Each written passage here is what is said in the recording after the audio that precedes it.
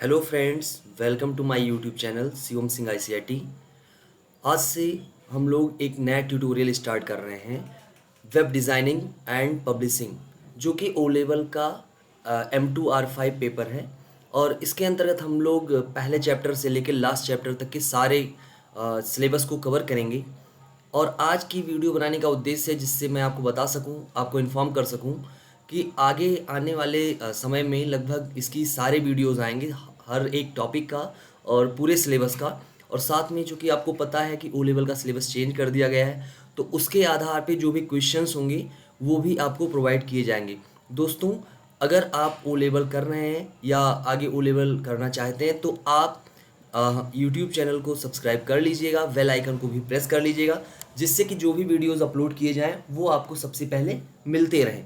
दोस्तों, आज की वीडियो में हम चर्चा करेंगे कि आप कौन कौन से टॉपिक्स को हम लोग इस वीडियोस के अंतर्गत कवर करेंगे, हमारा जो सिलेबस है वो क्या है।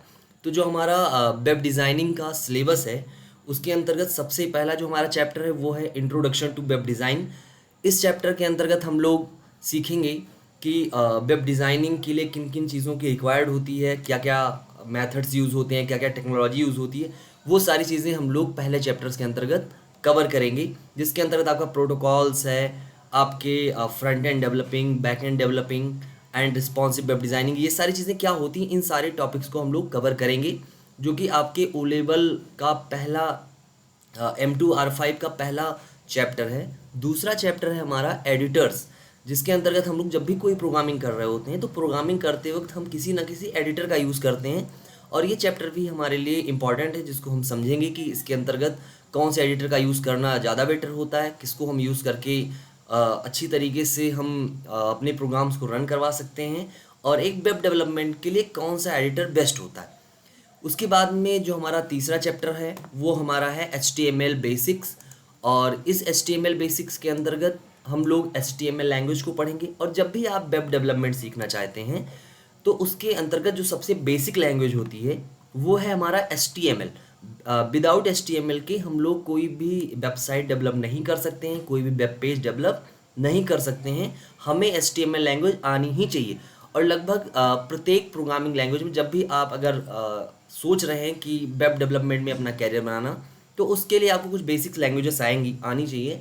और दोस्तों, मैं कम्प्लीटली आगे आने वाले वीडियोस में कम्प्लीटली आपको बताऊंगा, गाइड करूंगा कि कैसे हम लोग कोई वेबसाइट बना सकते हैं और उसके लिए किन किन चीज़ों की रिक्वायर्ड होती है, कोडिंग करके कैसे हम अपनी वेबसाइटें बनाएंगे, उसके अंतर्गत क्या क्या चीज़ों की नीड होती है। तो जो हमारा HTML होता है एक वेब डेवलपमेंट के लिए, जो हमारा HTML है एक तरीके से हमारे वेबसाइट के जो हमारे वेब पेजेस हैं उनके स्ट्रक्चर को बनाने में हमारी मदद करता है। ये जो हमारा HTML बेसिक्स है। तो कम से कम अगर आपको वेब डेवलपमेंट करना है तो कम से अगर आपको 100% HTML नहीं आ रहा है तभी भी आपको 70% HTML आना चाहिए, अगर आप वेब डेवलपमेंट करना चाहते हैं तो। उसके बाद में जो नेक्स्ट चैप्टर है वो है हमारा CSS का, जिसका फुल फॉर्म होता है कैस्केडिंग स्टाइल शीट्स। तो जब हम लोग अपने वेब पेजेस का स्ट्रक्चर बना चुके होते हैं, देन हमें नीड होती है कि उस पर स्टाइल्स अप्लाई करें और थोड़ा सा उसको आकर्षक बना सकें, वो थोड़ी सी इम्प्रेसिव वेबसाइट हो, उसके लिए हम लोग यूज़ करते हैं CSS का। और CSS यूज़ करके हम लोग अपनी वेबसाइट को थोड़ा सा स्मार्ट बना सकते हैं, उसके लिए हमारा यूज़ होता है CSS। तो इसके अंतर्गत इस सिलेबस में जो हमारा ये M2R5 का पेपर है, इसके अंतर्गत हम लोग CSS को भी पढ़ेंगे। और आने वाले समय में जब ओ लेवल का सिलेबस कवर हो जाएगा, देन हम लोग वेबसाइट्स की बनाने के लिए और किन किन लैंग्वेजेस की ज़रूरत होती है वो भी हम इसके अंतर्गत सीखेंगे। और ओ लेवल का जो M2R5 का सिलेबस है उसके अकॉर्डिंग आप as a front end developer काम कर सकते हैं।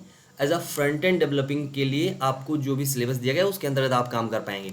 लेकिन आने वाले समय में हम लोग और भी वीडियोस बनाएंगे और जिस पे आपको कम्प्लीटली नॉलेज दिया जा सके कि हम कैसे एक वेब डेवलपर बन सकते हैं। और आने वाले समय में मैं लाइव भी आऊँगा आपके साथ में बात करने के लिए, जिससे कि मैं आपको गाइड कर सकूं या आपके जो क्वेश्चंस हों उसको मैं ले सकूं वेब डेवलपमेंट से रिलेटेड। फिर नेक्स्ट हमारा जो चैप्टर है जिसको हमें पढ़ना है वो है हमारा CSS फ्रेमवर्क। तो हमारे ओ लेवल के सिलेबस में जो हमारा CSS का फ्रेमवर्क दिया गया है वो है हमारा W3 CSS।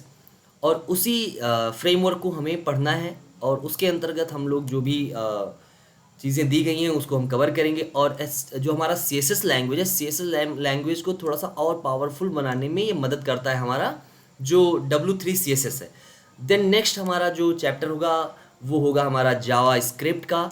जावा स्क्रिप्ट बहुत इंपॉर्टेंट है आज के समय में। अगर आपको जॉब करनी है तो आपको जावा स्क्रिप्ट आनी चाहिए, या जावा स्क्रिप्ट आए या फिर आपको एंगुलर JS आए, क्योंकि कहीं ना कहीं जो भी है उस पर कैलकुलेशंस होगा। हमारी वेबसाइट HTML का यूज़ करके हमने तो वेब पेजेस का अपना स्ट्रक्चर बना लिया, CSS का यूज़ करके हमने उस पर डिज़ाइनिंग अप्लाई कर दी, स्टाइल अप्लाई कर दी। देन उस पर जब उसके जो फंक्शंस हैं उसको अप्लाई करने के लिए, उस टास्क को करवाने के लिए हमें नीड होती है जावा स्क्रिप्ट की। और जावा स्क्रिप्ट इसके लिए हमारी मदद करता है कि हम कोई कैलकुलेशन है, हमें मान लिया हम एक कैलकुलेटर बना रहे हैं, एक एप्लीकेशन बना रहे हैं कैलकुलेटर का, तो नंबर डालने के बाद में उस पर कैलकुलेशन कैसे होगा उसके लिए हमारी जो लैंग्वेज यूज़ होती है वो जावा स्क्रिप्ट है। जावा स्क्रिप्ट बहुत बड़ी लैंग्वेज है, लेकिन अगर आप चाहें तो इसको लगभग आपको अगर 30 से 40% अगर आपको आ रहा है, देन आप एक तरीके से अच्छी डेवलपिंग कर सकते हैं अगर आप जावा स्क्रिप्ट के अंतर्गत अगर आप काम करना चाहें। या फिर अगर इसके अंतर्गत आप एंगुलर JS का भी यूज़ कर सकते हैं, दोनों में से एक आपको आना चाहिए। तो आगे आने वाले वीडियोस में मैं कवर करूंगा इन सारे टॉपिक्स को। और अगर आप फ्रंट एंड डेवलपर बनना चाहते हैं देन आपको फ़ोटो एडिटर भी आनी चाहिए, क्योंकि विदाउट डिज़ाइनिंग के आपको अगर आपको डिज़ाइनिंग नहीं आएगी तो आप एक अच्छी वेबसाइट डेवलप नहीं कर पाएंगे। और साथ में जो हमारा लास्ट चैप्टर होगा जो आपके O लेवल के सिलेबस में है वो है हमारा वेब पब्लिशिंग एंड ब्राउजिंग। अगर आप वेबसाइट डेवलप कर लेते हैं देन हमें नीड होती है कि हम अपने वेबसाइट को पब्लिश कर पाएँ कोई डोमेन नेम लेकर। वेबसाइट को डेवलप करने के बाद में हमें नीड होती है कि हम अपने वेबसाइट को पब्लिश कर पाएँ, और उसके लिए हमें चाहिए होता है डोमेन नेम। ऐसे कई सारे ऐसे कंपनीज़ हैं जो हमें डोमेन नेम की सुविधा प्रोवाइड करते हैं, जिसके अंतर्गत आपका Weebly.com है, आपका WordPress.com है। हालांकि WordPress वगैरह पे कई सारे टेम्पलेट्स भी प्रोवाइड किए जाते हैं जिनका यूज़ करके आप आसानी से डेवलपिंग कर सकते हैं।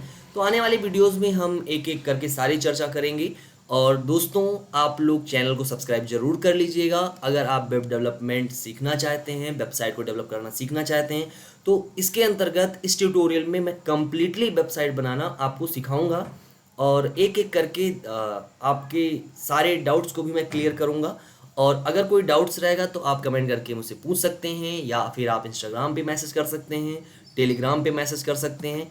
और आप ज्वाइन करिएगा टेलीग्राम चैनल को जो कि शिवम सिंह ICIT के नाम से है, और उसको ज्वाइन करके आपका अगर कोई क्वेरी है तो उसको आप पूछ सकते हैं। ये वीडियो बनाने का मकसद था कि आने वाले ट्यूटोरियल्स को आप जानें, और एक ये इन्फॉर्मेशन के लिए वीडियो है।